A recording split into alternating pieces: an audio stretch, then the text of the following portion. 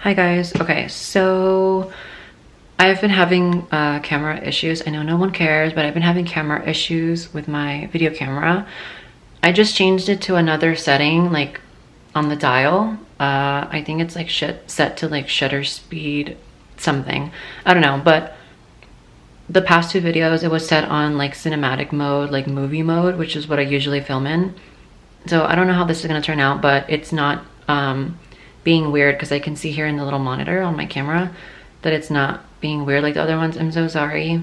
Those other videos were flops because of that, but hopefully this looks better, and I still need to fix that setting, and I still haven't fixed it because I have no idea what's going on with it. So today's video is going to be kind of like a lot of things in one, like a lot of all over the place. So the very first thing, I got this yesterday at Barnes & Noble. I was at Barnes & Noble for 3 hours yesterday, and I couldn't find a book that I liked, literally.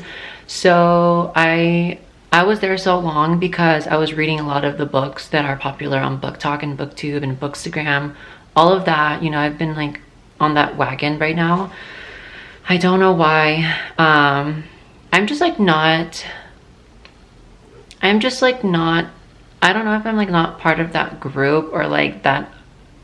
I don't know what it is, but like a lot of the books, some of the books are good that they've recommended, but a lot of the books that people have really, really liked are very like not me at all, and I don't enjoy it like at all whatsoever. So I went to Barnes & Noble to read a couple of the books that were on the like the Book Talk list, and I just couldn't get into them. Here's the thing, like first thing, if it's third person point of view, I'm like immediately turned off. I don't know what it is. I think I've said it in a couple of videos before. I don't know what it is, but like third person really is just not what I enjoy reading, like at all. Like I don't care if your book is good. The third person, just like, I don't know why. I actually like despise it. It just has to be first person when I read. I don't know. It's the only way that it immerses me into the story. I don't know why. That's just how I am. So after all the Book Talk books that I saw and read, not all of them, but like some of them, after those all flopped, and I'm not going to say which ones they were, I set myself on a journey at Barnes & Noble to literally find a book that I resonate with. And of course, I found something in the poetry section that was so, so good. I think what makes this book even better is the fact that it has photos. So it's just like very like Tumblr, like Visco, like type of vibe with like memories and poetry and prose and just like thoughts.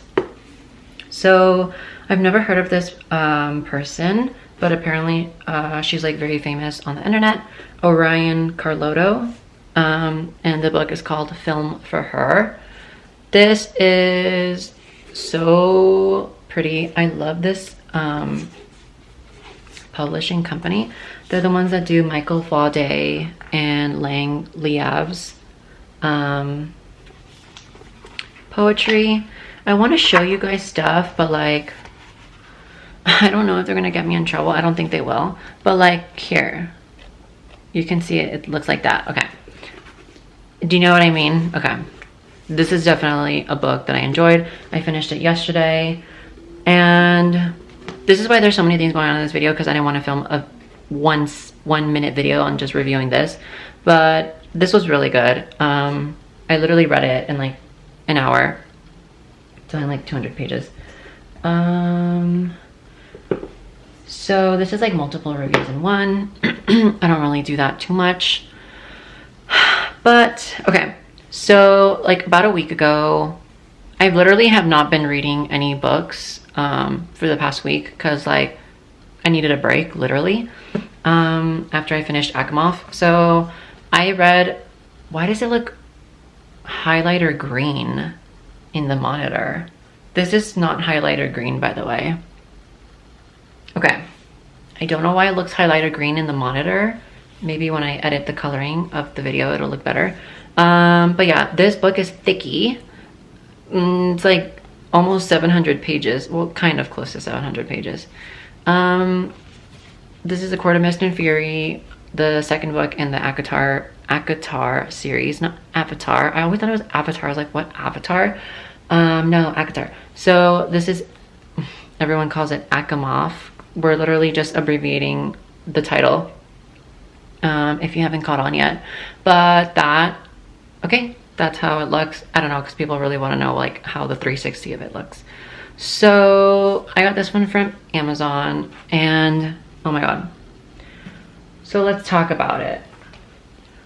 ACOTAR, like the very first one, was honestly like kind of boring, but like the writing was well done. Do you know what I mean? Like it was like plot wise, there were some things that were very like, oh my god, I don't know why I keep saying this, but there was a lot of things in that was very like Percy Jackson-esque, at least to me. I don't think anyone has said that about ACOTAR, but like I don't know why those things were like very Percy Jackson-esque to me. You know what, if you've read the books, you know what I mean. But the reason I read the first one is literally because everyone kept saying that you have to read the second one, you have to read the second one, you have to read the second one because it's so much better. And yes, I'm here to tell you that the second one is way better. It's like 630 pages, but it doesn't feel like it's 630 pages, which is a really good thing because the book didn't like drag. It wasn't like slow or anything, which is good. And then like, if you know me, you know I love magic and like metaphysics and stuff like that. So once it started getting a lot into like the magical, and like the magical aspect of it was like the cauldron, and then if you've read the book, you know what I mean, like towards the very end, like that part, like oh my god, like I love that, like when there's a lot of magic involved. It's very like Once Upon a Time TV show. It's very like it just reminds me of it, very like The Magicians. So this is what I was well, I think this is the title of the video that I'm naming it. But this book, I'm not giving you any spoilers. This book, well, first, before I say that, it's very Rysand and Feyre, like throughout. So if you thought this was like a Tamlin, what is it? Not redemption story, but like, I guess, if you thought this was like a redemption arc for Tamlin, like absolutely TF not. That is not what that is. So get ready for that. If you really like Tamlin, I am so sorry for you. This is basically, oh my god, I just thought of it in my head. This is basically Bella. This is basically New Moon. Oh my god, stop. This is basically if Bella and Jacob were like a thing, but like the whole time, instead of just like for a little part of New Moon. Do you know what I mean? I think you know what I mean. If you've read this book, yeah, that's exact. Wow, I just thought of that, and that literally is what this is.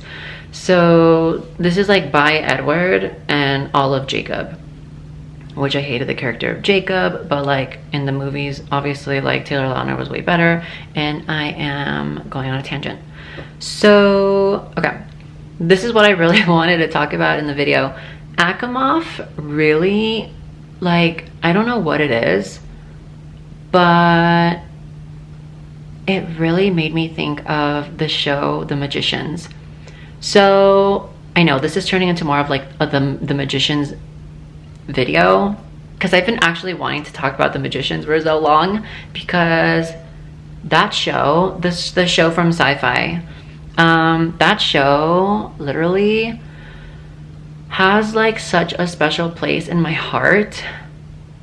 Oh my god, oh my god, that is like, that is not sci-fi, that is fantasy. I know it was on the Sci-Fi channel, but that is literally fantasy. Wait, doesn't sci-fi stand for science fantasy? I don't know what sci-fi stands for, like the TV network. Oh my god, stop. I'm probably making myself look very dumb right now. Obviously like sci-fi with F-I, it's science fiction, but like is S-Y-F-Y sci-fi like science fantasy? Stop. Is that really what it means? I don't know. Okay, stop. So The Magicians, if you haven't watched that show, like you need to go watch it. It is, I don't care what you say about me, it is way better than Harry Potter. Yes, it is. You know why? It just is. Like everything. I don't care that some of the stuff is cheesy or like whatever, but like the casting for that show was freaking amazing. And oh my god, the thing that gets me so mad about The Magicians is that it's a trilogy. Like, it was originally a book series, and the story is set in third person on the books. So you know how I just literally feel about that. And I saw it yesterday at Barnes & Noble, and they didn't even have book one. I had given my book one away a couple months ago, like a couple years ago actually, because I wasn't just like getting into it, and it was just like taking up space in my shelves. And oh my god, like I want to read it because like I feel like it's gonna be very different from the show. I don't know, like I have no idea. I don't know. But the reason why I love The Magicians show is because it like resonates with me in like the weirdest way, and like actually the scariest way. Because you want to know why? A lot of the characters, like a lot of the villains, honestly, like legitimately scare me. And if you can scare me through a TV show, then you literally win like award for doing that, because it takes a lot to like scare me, especially through a medium like TV. Except horror movies, like that's different, like that'll obviously always scare me, just literally the music will scare me. But no, like I don't know how to explain it, but like like there's just so much to talk about with The Magicians. I can't even like express one word because there's just like so much to say. I don't know, so I'm just gonna ramble, okay? Like I'm just gonna ramble. The way the magic looks in The Magicians, like I love so much. Like it looks very similar to Eternals from Marvel, but like way better. I don't know, I think it looks way better than Eternals. But it's like kind of like the same idea, kind of like magic, kind of like an energy. I don't know, like I don't know how to explain it, but it looks very, very good. I don't know, maybe people will think it looks whack, but I think it looks actually really, really good. And these like villains are just like, I don't know what it is, but they just are like so threatening, and they like legitimately scare me. A lot of them, like literally a lot of them, like probably every season, like the villains have scared me. And it's just like, you know what I think it is too? I think it's like the stakes are so high in the show that it makes me want to like, I guess, protect the characters like so bad. Like it makes me kind of want to like, oof, no. I was gonna say it kind of makes me want to like be in the show to protect the characters, but like absolutely not. I would not want to be in that universe, just because it's like, honestly, it's like very fearful. Like there's a lot of fear in that Magicians universe. Like if you've seen the show, I'm gonna keep saying it, if you've seen the show, then you will know what I'm talking about. Hopefully it's had that same impact on you as it did to me, but it's just like the stakes are so high. And like the characters, like I love Alice, I love Julia, oh my god, like those two characters are so good.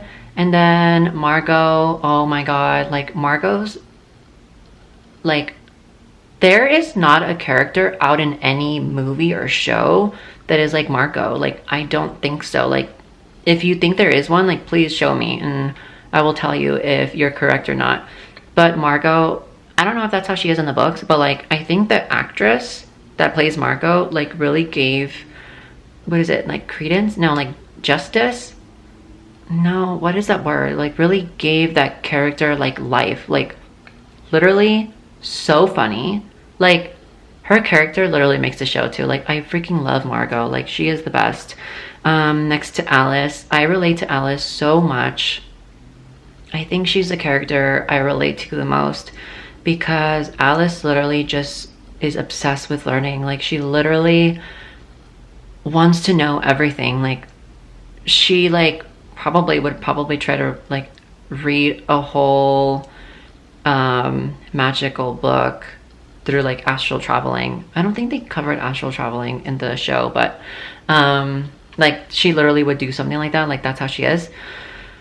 And I'm just like, I'm literally her. Like I literally feel like I'm her. Like I always want to know everything. I want to learn everything. Like, I want to know about this. I want to know about this book and this book and this book. I'm like just like so like weirdly obsessed with knowledge. It's just so good. And then I don't know, I just like, and then like what's also scary to me is like the fact that they can just like throw a blast of like their magic at someone and it'll like literally slice you in half. Like, oh my god, like what? I don't know any other like fantasy magic show that does that. I think, I don't know, it's just like that, just like that's one of the things that like really literally scares me so much. Like literally, like how are you gonna protect yourself against that? Like I don't even think they can create force fields. I don't remember, I haven't seen the show in a while. But what else? Yeah, that's like one thing that like really scared me. I was like, oh my god, they can literally throw a blast of like magic at you and you'll literally like be cut in half. Literally, it happened to Quentin. Sorry, spoiler, but it happened to, yeah, right, it was Quentin or was it Alice? One of them in season 1. But oh my god, that show just gets better and better, and season 5 was just so crazy, and I literally probably cried when season 5 came out because it was the very last thing. But that's my rant on The Magicians. You have to go watch it because I don't want to have to make another clip, and my clips on my camera are only 16 minutes. So that's The Magicians, that's my review. Go watch that show, like you'll love it.